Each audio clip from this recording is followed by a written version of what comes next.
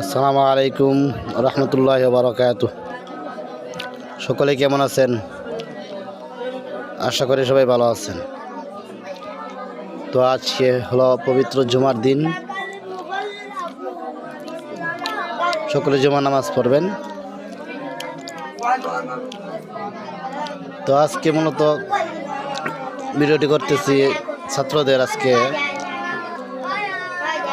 এবং আগামীকাল লাস্ট পরীক্ষা, আজকে এবং আগামীকাল 2 দিন আর মাত্র বাকি পরীক্ষার। রবিবার থেকে পরীক্ষা শুরু হবে। সকলেই তাদের জন্য দোয়া করবেন, তারা যেন সবাই সুন্দরভাবে পরীক্ষা দিতে পারে